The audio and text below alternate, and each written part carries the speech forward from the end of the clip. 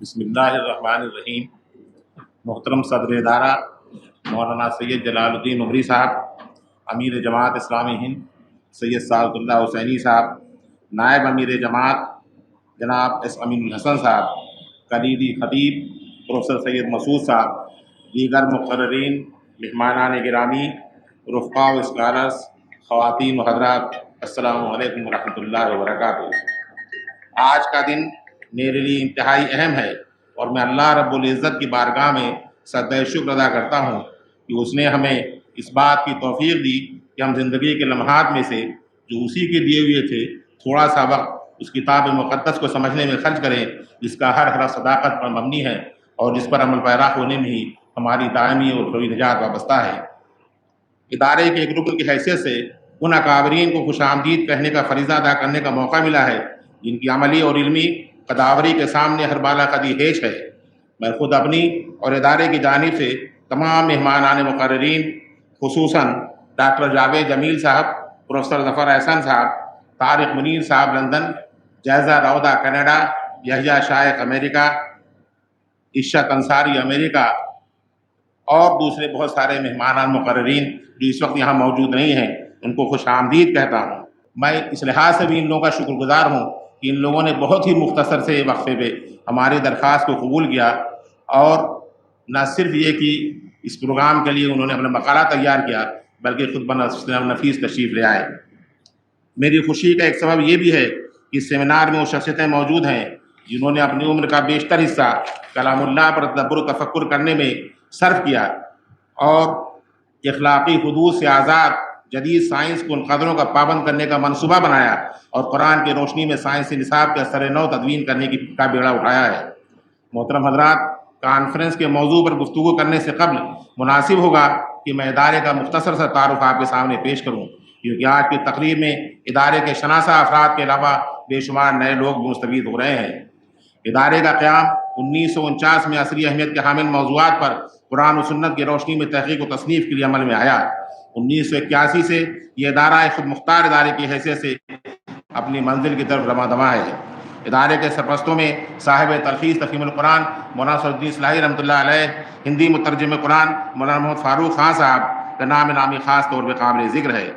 مگر امر واقعہ یہ ہے کہ اس کے استحکام، احیاء اور ترقی میں اصل کردار موجودہ صدر مولانا سید جلال الدین عمری صاحب کا ہے، جنہوں نے اپنی زندگی کا پورا وقت صرف ادارے کی بقا اس کے ارتقاء میں صرف کیا ہے۔ دیگر بزرگوں میں جو لوگ قابل ذکر ہیں اور جنہوں نے ادارے کی پوری طرح سرپرستی کی ہے، اس میں ڈاکٹر فضل الرحمان فریدی صاحب، عبدالحق انصاری صاحب، ڈاکٹر صفدر سلطان اصلاحی صاحب، جنہوں نے اپنی توانائی ادارے کی ترقی میں صرف کی۔ اپنے مختصر سے سفر میں اپنے تربیتی پروگرام کے ذریعے ادارے نے چند نام اور محققین پیدا کیے ہیں، جن میں چند قابل ذکر مولانا سلطان احمد اصلاحی صاحب، مولانا محمد سعود عالم قاسمی صاحب، پروفیسر حمید نسیم رفیع آبادی، پروفیسر اسرار احمد خان، ڈاکٹر رضی الاسلام ندوی اور جرجیس کریمی قابل ذکر ہیں۔ ادارے نے عصر حاضر کے اہم موضوعات پر تحقیقی تصانیف شائع کی ہیں۔ ادارے کے کارکنان کے تصانیف ادارے کی عمارت میں لائبریری میں ڈسپلے پر رکھی ہوئی ہیں۔ ادارے کا سہ ماہی مجلہ تحقیقات اسلامی ابتدا سے ہی اعلیٰ تحقیقی مقالے شائع کرتا رہا ہے اور اس کے مشتملات پر ایک ایم فل اور پی ایچ ڈی کے 9 مقالے لکھے جا چکے ہیں۔ ادارے نے حالیہ دنوں میں نئے ویژن اور مشن کے ساتھ اپنی سرگرمیوں میں توسیع کرتے ہوئے علماء اور دانشوروں سے مشترک مقاصد میں تعاون اور اشتراک کے لیے رابطہ تحقیقات اسلامی کے نام سے ایک فورم تشکیل دیا ہے۔ حضرات، ادارے کے اس مختصر سے تعارف کے بعد اس سیمینار کے اصل موضوع کے بارے میں چند باتیں کوشش گزار کرنا چاہوں گا۔ خالق کائنات نے اپنی کتاب میں جگہ جگہ تدبر و تفکر کرنے کا حکم دیا ہے۔ کائنات کی تخلیق، ارض و سما کی پیدائش، زمین پر زندگی کے آثار، انسانوں کے تخلیقی مراحل، یہ چند اشارے ہیں جن پر تدبر و تفکر کے نتیجے میں مسلم سائنسدانوں کی وہ جماعت پیدا ہوئی جنہوں نے قرآن حکیم کو سرچشمہ ہدایت اور الٹیمیٹ ٹروتھ مان کر علم کے مختلف شعبوں میں وہ کارہائے نمایاں انجام دیے جن کی مثال ملنا مشکل ہے۔ یورپ کی نشست ثانیہ اسپین میں سائنسی انقلاب اسی قرآنی غور و فکر کا نتیجہ تھی۔ اس دور کے مسلم سائنسدانوں نے، ان میں خصوصاً الخوارزمی،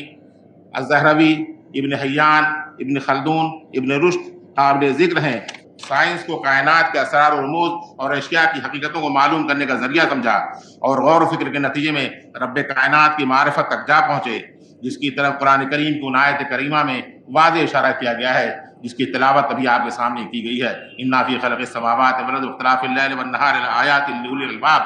زمین و آسمان کی تخلیق اور رات و دن کی آمد آنے اور جانے میں غور و فکر کرنے والوں کے لیے قرآن مجید نے اہل عقل کہا ہے، اور اہل عقل کی وضاحت بھی کر دی ہے۔ یہ وہ لوگ ہیں جو نہ صرف یہ کی غور کرتے ہیں بلکہ کھڑے اور بیٹھے اللہ رب العزت کو یاد کرتے ہیں اور پکار اٹھتے ہیں، کیا میرے رب تو پاک ہے اس بات سے کہ کوئی عبث کرے، بس ہمیں عذاب جہنم سے نجات دے۔ اس ابدی حقیقت تک، رب کائنات کی معرفت تک جا پہنچتے ہیں، اور جزا و سزا کا تصور ان کے سامنے واضح انداز میں آ جاتا ہے، اور یہ پکار اٹھتے ہیں کہ ہمیں جہنم کے عذاب سے نجات دے۔ نہ صرف مسلم بلکہ بعض نامور عیسائی اور یہودی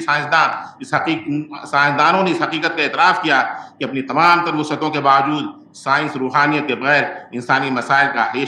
حل پیش کرنے سے لاچار ہے۔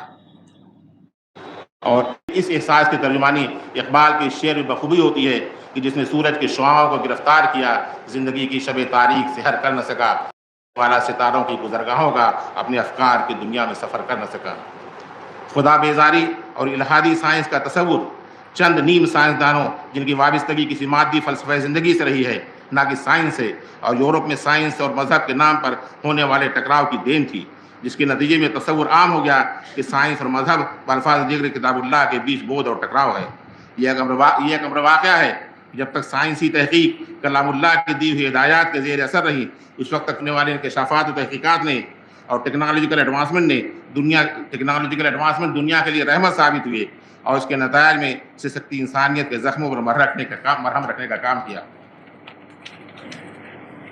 لیکن یورپ میں مذہب بیزاری اور چرچ کے رویے نے سائنسی تحقیقات کو اخلاقی قیود حدود سے کر دیا، اور مادہ پرستی کا ایسا رجحان پروان چڑھا جس کے سبب نہ صرف انسانی برادری بلکہ کرۂ ارض اور اس پر رہنے والی ہر مخلوق بے شمار مسائل سے دوچار ہو گئی، جن میں چند قابل ذکر chemical and biological warfare, pollution, global warming, کرائے کی کوکھ، human cloning, transplant of organs قابل ذکر ہے۔ اور خود قرآن نے جگہ جگہ ان مسائل کی طرف اشارہ کیا ہے کہ خشکی اور تری میں فساد برپا ہو گیا ہے، اور انسانوں کے اپنے ہاتھوں کی کمائی کا نتیجہ ہے۔ آج جبکہ سائنسی تحقیقات اپنی بلندیوں پر جا پہنچی ہے، اور ہم ایک نظام شمسی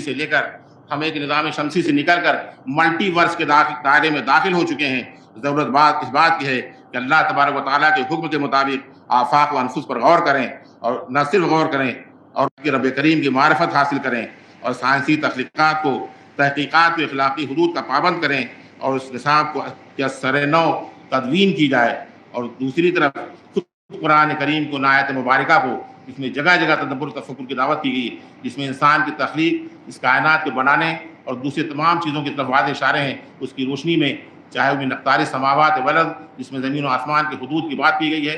آسمان کے پھٹ پڑنے کا ذکر کیا گیا ہے، وَإِذَا السَّمَاءُ انشَقَّتْ، یا قرب قیامت، آسمان کی رنگت اور رتن کا دھیان کہہ کر اس کی طرف رہنمائی کی گئی ہے۔ ان سب پر غور کریں، اور اس کی روشنی میں ہم وہ کام کریں، وہ تحقیقات سامنے لے آئیں، وہ ایڈوانسمنٹ ہوں جو اس سے سکتی ہوئی انسانیت کو زخموں پر مرہم رکھنے کا کام کر سکیں۔